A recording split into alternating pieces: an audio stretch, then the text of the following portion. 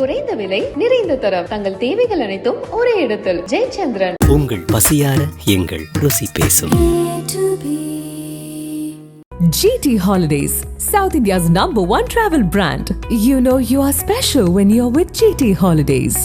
கடந்த 27/9/2025 அன்று கரூர் மாவட்டத்தில் நிகழ்ந்த துயர சம்பவம் குறித்து மாண்புமிகு எதிர்க்கட்சித் தலைவர் உள்ளிட்ட அனைத்து கட்சிகளை சார்ந்த பல்வேறு உறுப்பினர்கள் விதி 56 கீழ் ஒத்திவைப்பு தீர்மான அறிவிப்பும் விதி 55 கீழ் கவன ஈர்ப்பு தீர்மான அறிவிப்பும் கொடுத்திருக்கிறார்கள். இது தொடர்பாக அனைவரும் பேசுவதற்கு முன்பாக அரசு எடுத்துள்ள நடவடிக்கைகள், எடுக்க கருதியுள்ள வழிமுறைகள் குறித்து இந்த பேரவைக்கு முன்வைக்க விரும்புகிறேன். ஏன் மாண்புமிகு எதிர்க்கட்சி தலைவர் உறுப்பினர்கள் பேசிய பின்னர் அதுதான் சொல்றேன். இல்ல நீ உட்காருங்க, பதில் சொல்ல எல்லாருக்கும் வாய்ப்பு. உங்க கேள்வி இல்ல, தயவு செய்து உட்காருங்க. நான் பேசிய பிறகு உட்காருங்க தலைவாசி. இது தொடர்பாக அனைவரும் உரையாற்றுவதற்கு வாய்ப்பு உண்டு. அந்த வாய்ப்பை சபாநாயகர் வழங்குவார் என்று நான் நம்புகிறேன். நிச்சயம் வழங்கப் போகிறார். ஒவ்வொரு உறுப்பினுடைய கருத்தும் ஆய்வு செய்யப்பட்டு, நீங்கள் பேசிய கருத்து சொல்கிறேன், பேச இருக்கக்கூடிய கருத்துக்களையும் சொல்கிறேன், அது ஆய்வு செய்யப்பட்டு கூட்டு முயற்சியில் வலு சேர்க்கக்கூடிய அனைத்தையும் உறுதியாக நிறைவேற்ற நடவடிக்கை எடுப்போம் என்பதை முதலிலேயே அரசின் சார்பில் நான் தெரிவித்துக் கொள்கிறேன். மாண்புமிகு பேரவைத் தலைவர் அவர்களே, கரூர் மாவட்டத்தில் நிகழ்ந்த துயர சம்பவம் ஒட்டுமொத்த தமிழ்நாட்டு மக்களின் மனதையும் உலுக்கியது. நம் அனைவரையும் பெரும் அதிர்ச்சிக்கும் சோகத்திற்கும் உள்ளாக்கியது. இறந்து போனவர்களுக்கு ஆழ்ந்த அஞ்சலியை நான் செலுத்துகிறேன். உறவுகளை இழந்தவர்கள் அனைவருக்கும் எனது ஆழ்ந்த இரங்கலையும் தெரிவித்துக் கொள்கிறேன். கரூர் வேலுச்சாமிபுரத்தில் கடந்த 27/9/2025 அன்று தமிழக வெற்றிக் கழக கட்சியினுடைய தலைவர் அவருடைய அரசியல் நிகழ்ச்சி நடைபெற்றது. அந்த கட்சியின் கரூர் மேற்கு மாவட்ட செயலாளர் இதற்கான அனுமதியை கோரி பல்வேறு இடங்களில், அவர் அனுமதி கோரிய இடங்களில் போக்குவரத்து நெரிசல் இருக்கும் என்பதாலும் பொதுமக்களுக்கு தொல்லை ஏற்படும் என்பதாலும் பாதுகாப்பு காரணங்களாலும் அனுமதி வழங்கவில்லை. 25/9/2025 காலை லைட் ஹவுஸ் கார்னர் அல்லது உழவர் சந்தை பகுதியில் கூட்டம் நடத்த அனுமதி கோரிய மனுவுக்கும் கூட்ட அளவு, மதிப்பீடு மற்றும் பாதுகாப்பு காரணங்களால் அனுமதி வழங்க இயலவில்லை. பிறகு 29/9/2025 அன்று அக்கட்சியின் கரூர் மேற்கு மாவட்ட செயலாளர் வேலுச்சாமிபுரத்தில் 27/9/2025 அன்று மக்கள் சந்திப்பு நிகழ்ச்சி நடத்த அனுமதி கோரினார். அவர் கொடுத்த மனு ஏற்கப்பட்டு 11 நிபந்தனைகளுடன் அனுமதி வழங்கப்பட்டது. கரூர் நிகழ்ச்சிக்கு தமிழ்நாடு அரசின் காவல்துறையினர் சார்பாக கரூர் மாவட்ட காவல் கண்காணிப்பாளர் தலைமையில் பாதுகாப்பு ஏற்பாடுகள் செய்யப்பட்டிருந்தன. 3 கூடுதல் காவல் கண்காணிப்பாளர்கள், 5 காவல் துணை கண்காணிப்பாளர்கள், 18 ஆய்வாளர்கள், 75 உதவி ஆய்வாளர்கள், ஆயுதப்படை காவலர்கள் உள்ளிட்ட 515 காவலர்கள் கரூர் மாவட்டத்திலிருந்து பாதுகாப்பு பணியில் ஈடுபடுத்தப்பட்டு இருந்தனர். இது மட்டுமின்றி வெளி மாவட்டங்களிலிருந்து 1 காவல் துணை கண்காணிப்பாளர், 2 ஆய்வாளர்கள், 8 உதவி ஆய்வாளர்கள், 60 ஆயுதப்படை காவலர்கள், 20 அதிவிரைவு படை காவலர்கள் என 91 பேர் வரவழைக்கப்பட்டிருந்தனர். அன்றைய தினம் பாதுகாப்பு பணிக்காக அதிகாரிகள் மற்றும் காவலர்கள் என மொத்தம் 606 பேர் ஈடுபடுத்தப்பட்டிருந்தனர்.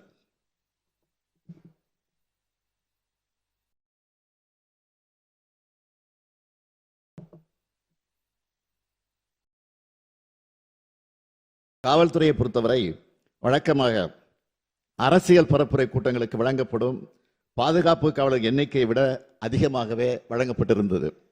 பொதுக்கூட்ட நிகழ்ச்சி ஏற்பாட்டாளர்களால் 10,000 பேர் வருவார்கள் என்று தெரிவிக்கப்பட்ட நிலையில் அதைவிட அதிகமாக கூட்டம் வரும் என்று எதிர்பார்த்து கூடுதல் பாதுகாப்பு ஏற்பாடுகள் செய்யப்பட்டன. கூட்டம் நடத்த அனுமதி கோரி கொடுத்த கடிதத்தில் மாலை 3 மணி முதல் இரவு 10 மணி வரை என்று குறிப்பிட்டிருந்தார்கள்.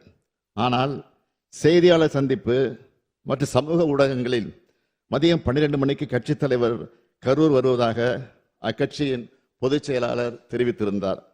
இதனால் கரூரில் காலை முதலே மக்கள் வர தொடங்கிவிட்டனர். 27/9/2025 அன்று அக்கட்சியின் தலைவர் சென்னையில் இருந்து காலை 8:40 மணிக்கு புறப்பட்டு 9:25 மணிக்கு திருச்சி வந்தடைந்தார். அதன் பின்னர் நாமக்கல் நிகழ்ச்சியில் கலந்து கொண்ட பிறகு கரூருக்கு இரவு 7 மணிக்கு வந்துள்ளார். அதாவது அறிவிக்கப்பட்ட 12 மணி கடந்து 7 மணி நேரம் கழித்துதான் வந்தார். இந்த காலதாமதம் கூட்ட நெரிசலுக்கு முக்கிய காரணமாக அமைந்தது. இங்கே அனைத்து கட்சி சார்ந்தவர்களும் இருக்கிறீர்கள். உங்கள் அனைவருக்கும் தெரிந்த விஷயம்தான். கூட்ட ஏற்பாட்டாளர்கள் சில முக்கியமான ஏற்பாடுகளை செய்ய வேண்டும். அவை அன்றைய தினம் கரூரில் செய்யப்படவில்லை. காலை முதல் காத்திருந்த மக்களுக்கு போதிய குடிநீர் இல்லை. உணவு வழங்க எந்த விதமான ஏற்பாடுகளும் நிகழ்ச்சியை ஏற்பாடு செய்தவர்களால் செய்யப்படவில்லை. இயற்கை பாதைகளை கழிக்க பெண்களால் வெளியில் செல்ல முடியவில்லை. சம்பவம் நடந்த அதே வேலுச்சாமிபுரத்தில் இதற்கு 2 தினங்களுக்கு முன்பாக, அதாவது 25/9/2025 அன்று மாண்புமிகு எதிர்க்கட்சி தலைவர் அவர்கள் கலந்து கொண்ட பரப்புரை நிகழ்ச்சி நடந்துள்ளது. அந்த கூட்டத்தில் பங்கேற்றிருந்தவர்கள் முறையாக ஒருங்கிணைக்கப்பட்டு கட்டுப்பாட்டோடு நடந்து கொண்டனர். எந்தவித அசம்பாவிதமும் இல்லாமல் நடந்து முடிந்தது. அதில் சுமார் 12,000 முதல் 15,000 பேர் பங்கேற்றிருக்கிறார்கள். அந்த பரப்புரை கூட்டத்திற்கு சுமார் 137 காவலர்களும் 30 ஊர்காவல் படையினரும் பாதுகாப்பு பணியில் ஈடுபட்டிருந்தனர் என்பதை குறிப்பிட விரும்புகிறேன். ஆனால் அதற்கு நேர்மாறாக இந்த கட்சியினுடைய நிகழ்ச்சி நடந்துள்ளது. கரூர் மாவட்ட எல்லை தவிட்டுப்பாளையம் சோதனை சாவடி நிகழ்ச்சிக்கு பின் கேரவன் வாகனத்தை பின்தொடர்ந்து பெருவாரியான ரசிகர்களும் கட்சியினரும் நிகழ்ச்சி நடைபெறும் இடத்திற்கு வந்து கொண்டிருந்தனர். நிகழ்ச்சி நடைபெறும் பகுதியில் கூட்டம் அதிகமாக இருந்ததாலும் பிரச்சார வாகனத்தின் பின்னால் ஏராளமானோர் வந்ததாலும் கரூர் நகர உட்கோட்ட காவல் துணை கண்காணிப்பாளர் அவர்கள் பிரச்சார வாகனத்தில் இருந்த ஏற்பாட்டாளர்களை அக்ஷயா மருத்துவமனை அருகே நிறுத்தி கூட்டத்தில் உரையாற்றுமாறு அறிவுறுத்தி இருக்கிறார்கள். அதற்கு நிகழ்ச்சி ஏற்பாட்டாளர்கள் முன்பே அனுமதிக்கப்பட்ட இடத்தில்தான் பேசுவோம் என்று பிடிவாதமாக தொடர்ந்து முன்னேறி சென்றனர். கரூர் மாவட்ட காவல் கண்காணிப்பாளர் அக்கட்சியினுடைய இணைச் செயலாளரிடம் பல முறை தொடர்பு கொண்டு பிரச்சார வாகனத்தை நிறுத்துமாறு கேட்டுக்கொண்டும் அவர் தாவேகா கட்சியின் தலைவர் தனது உரையை தொடங்குமாறு கேட்டுக்கொண்டார். காவல்துறையின் வழிமுறைகளை மீறி வாகனம் அக்ஷனா மருத்துவமனையிலிருந்து 30-35 மீட்டர் தூரம் சென்றபோது இருபுறமும் இருந்த கூட்டத்தினரையே இது நிலைகுலைய செய்தது. இதனால் கூட்டத்தில் பல இடங்களில் அலைமோதல் ஏற்பட்டிருக்கிறது. கூட்டத்தில் இருந்த பெண்கள் மற்றும் குழந்தைகள் மத்தியிலே பீதி, மூச்சு திணறல், மயக்கம் மற்றும் நெரிசல் ஏற்பட்டது. பலரும் கீழே விழுந்து மிதிபட்டிருக்கிறார்கள். கூட்டத்தின் ஒரு பகுதியினர் ஜெனரேட்டர் பகுதிக்குள் நுழைந்து தகர கொட்டகையை அகற்றியும் வெளியேற முயற்சி செய்திருக்கிறார்கள். இதனால் மின்சாரம் தாக்குவதை தடுக்க ஜெனரேட்டர் ஆபரேட்டர் மின்சாரத்தை துண்டித்திருக்கிறார். நிகழ்ச்சி நடைபெற்ற இடத்தில் கூட்ட நெரிசலால் காயமடைந்தும் சோர்வினால் மயக்கமடைந்தும் மக்கள் உதவி கோருவதை கவனித்து காவல்துறையினர் மருத்துவமனை ஆம்புலன்ஸுக்கு தகவல் அனுப்பி வரவழைத்திருக்கிறார்கள். இவ்வாறு கூட்ட நெரிசல் ஏற்பட்ட போது அவர்களை காப்பாற்றத்தான் ஆம்புலன்ஸ் வந்ததை தவிர நெரிசல் ஏற்படுவதற்கு முன்பு எந்த ஆம்புலன்ஸும் வரவில்லை. காவல்துறை, தீயணைப்பு மற்றும் மீட்புத் துறையினர் மற்றும் ஆம்புலன்ஸ் மீட்புக் குழுவினர் காயமடைந்தவர்களை மீட்டு அருகில் உள்ள மருத்துவமனைகளுக்கு அனுப்பி வைத்தனர். மீட்பு பணிகளில் முழுவீச்சு நடைபெற்றுக் கொண்டிருக்கும் போது தாவேகா கட்சியினர் 2 ஆம்புலன்ஸ் ஓட்டுநர்களை தாக்கி ஆம்புலன்ஸ் வாகனத்தை சேதப்படுத்தி இருக்கிறார்கள். இதனால் மீட்பு பணிகள் தடைப்பட்டன. இது தொடர்பாக கரூர் நகர காவல் நிலையத்தில் 2 வழக்குகள் பதிவு செய்யப்பட்டு விசாரணை நடந்து வருகிறது. சம்பந்தப்பட்ட நபர் கரூர் நீதித்துறை நடுவர் முன்பு சரணடைந்திருக்கிறார். மற்றொரு குற்றவாளி 2 வழக்குகளிலும் தொடர்புடையதாக கைது செய்யப்பட்டிருக்கிறார். மாண்புமிகு பேரவைத் தலைவர் அவர்களே, கரூரில் தமிழக வெற்றி கழக கட்சியின் பரப்புரை கூட்டத்தில் நெரிசல் ஏற்பட்டு மக்கள் இறப்பு ஏற்பட்டுள்ளது என்று தகவல் அறிந்த உடனேயே தமிழ்நாடு அரசு உடனடி நடவடிக்கைகளை மேற்கொண்டது. மருத்துவம் மற்றும் மக்கள் நல்வாழ்வுத்துறை அமைச்சர், முதன்மை செயலாளர், தேசிய நல்வாழ்வு குழும இயக்குனர் உள்ளிட்டோர் உடனடியாக கரூருக்கு அனுப்பப்பட்டார்கள். மேலும் அன்று இரவே நானும் கரூருக்கு சென்று பாதிக்கப்பட்ட குடும்பங்களை சந்தித்து ஆறுதல் கூறினேன். கரூர் துயரத்தை கேள்விப்பட்டதும் என்னால் வீட்டில் இருக்க முடியவில்லை. அதனால்தான் உடனடியாக கரூருக்கு அன்றைய இரவே சென்றேன். மருத்துவமனையில் சிகிச்சை பெற்றவர்களை நேரில் பார்வையிட்டு மருத்துவரோடு ஆலோசித்து உத்தரவு பிறப்பித்தேன். அரசின் அனைத்து துறைகளிலும் ஒருங்கிணைந்து செயல்பட்டனர். அமைச்சர்கள் பலரும் அங்கு சென்று பணியாற்றினார்கள். கரூர் அரசு மருத்துவக் கல்லூரி மருத்துவமனையில் கூட்ட நெரிசலில் பாதிக்கப்பட்ட முதல் நபர் இரவு 7:47 மணிக்கு அனுமதிக்கப்பட்டார். தொடர்ச்சியாக 200க்கும் மேற்பட்டோர் சிகிச்சைக்காக கொண்டு வரப்பட்டார்கள்.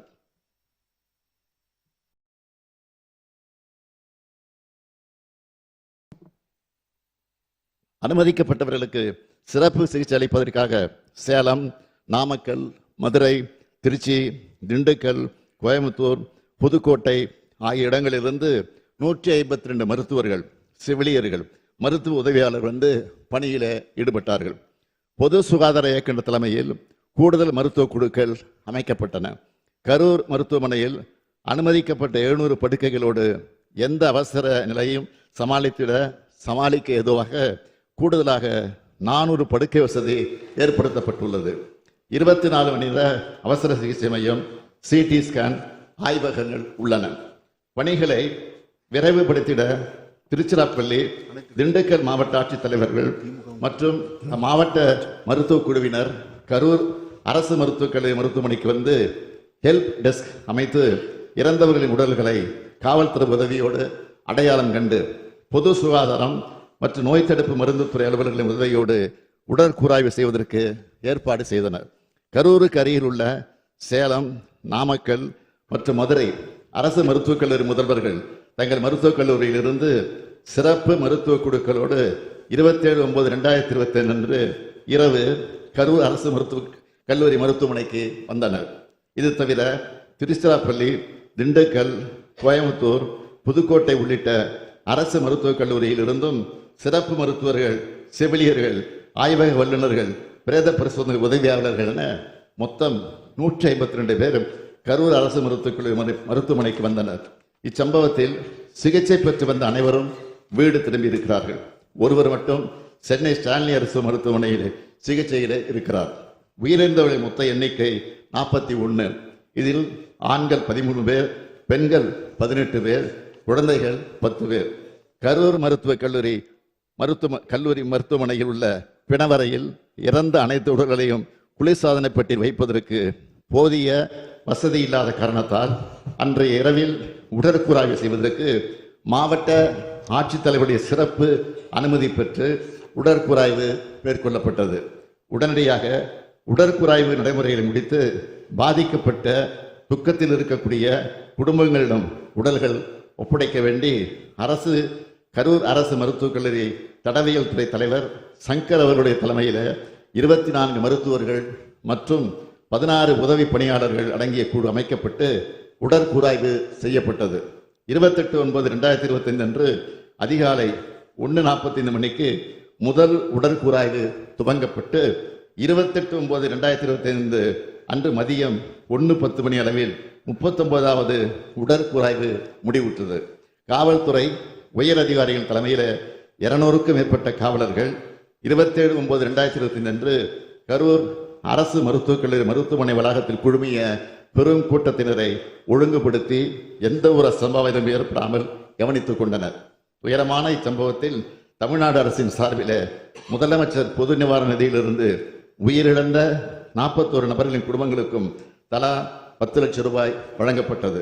தீவிர காயமடைந்த 47 நபர்களுக்கு தலா 1 லட்சம் ரூபாயும், வெளிநோயாளிகளாக சிகிச்சை பெற்ற 55 நபர்களுக்கு தலா 50,000 ரூபாயும் என மொத்தம் 143 நபர்களுக்கு 4,84,00,000 ரூபாய் முதலமைச்சரின் பொது நிவாரணத்திலிருந்து வழங்கப்பட்டது. இந்த சம்பவத்தை விசாரிக்க 28/9/2025 அன்று ஓய்வு பெற்ற உயர்நீதிமன்ற நீதிபதி திருமதி அருணா ஜெகதீசன் அவர்கள் தலைமையிலே ஒரு நபர் ஆணையம் அமைக்கப்பட்டது. மாண்புமை சென்னை உயர்நீதிமன்றத்தின் உத்தரவுப்படி 3/10/2025 அன்று ஐஜி திரு அஸ்ரா கார்க் IPS அவர்கள் தலைமையில் சிறப்பு புலனாய்வு குழு அமைக்கப்பட்டது. தமிழ்நாடு அரசு இந்த சம்பவத்தை சட்டப்படி விரைந்து கையாண்டது. அனுமதி வழங்கல், மருத்துவ உதவி, நிவாரண விநியோகம் அனைத்தும் சரியான முறையில் நடந்தன. இது போன்ற துயரங்கள் எதிர்காலத்தில் நிகழாமல் தடுக்க வழிகாட்டு நெறிமுறைகள் உருவாக்கப்பட்டு வருகிறது. இந்த நிலையில் இச்சம்பவம் குறித்து உச்ச நீதிமன்றத்தில் தொடுக்கப்பட்ட மேல்முறையீட்டு வழக்கில் இவ்வழக்கு CBI விசாரணைக்காக ஒப்படைக்கப்பட இடைக்கால உத்தரவு பிறப்பிக்கப்பட்டுள்ளது.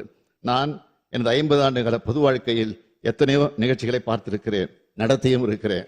இங்குள்ள அனைத்து அரசியல் இயக்கங்களை சார்ந்தவர்களும் இத்தகைய அனுபவம் கொண்டவர்கள்தான். மாநாடுகள், பொதுக்கூட்டங்கள், ஆர்ப்பாட்டங்கள், போராட்டங்கள் நடத்தும் போது அதற்குரிய சட்டத்திட்டங்களும் நெறிமுறைகளுக்கும் பொது ஒழுக்கங்களுக்கும் கட்டுப்பட்டு நடத்தப்பட்டு வருகின்றன. அப்படித்தான் நடத்த வேண்டும். கட்டுப்பாடுகளை மீறும்போது அதனால் பாதிக்கப்படுவது நிகழ்ச்சிகள் நடத்தும் கட்சியினுடைய தொண்டர்கள் தான், நமது தமிழ்நாடு மக்கள் தான்.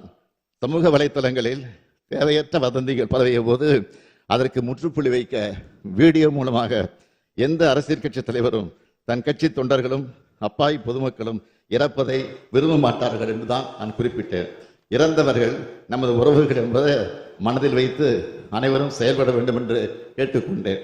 அது மட்டுமன்றி அரசின் உயர் அலுவலர்கள், காவல்துறையின் உயர் அலுவலர்கள் செய்தியாளர்களை சந்தித்து உண்மை நிலையை வீடியோக்களோடு ஆதாரத்தோடு தெளிவுபடுத்தினார்கள். மருத்துவமனை அனுமதிக்கப்பட்ட அனைவரையும் காத்தது நமது அரசு. அனைவருக்கும் உரிய சிகிச்சை அளித்தது நமது அரசு. உச்ச நீதிமன்றம் இந்த விவகாரத்தில் இடைக்கால உத்தரவு பிறப்பித்துள்ளது. இறுதி தீர்ப்பின் அடிப்படையில் அரசு செயல்படும் என்பதை உறுதியோடு நான் இங்கே சொல்லுகிறேன். அதே நேரத்தில் இது போன்ற துயர சம்பவங்கள் இனி நடக்கக்கூடாத இந்த உறுதியை அனைத்து அரசியல் இயக்கங்களும் பொது அமைப்புகளும் எடுக்க வேண்டும். அனைத்தையும் விட மக்களின் உயிரே முக்கியம்.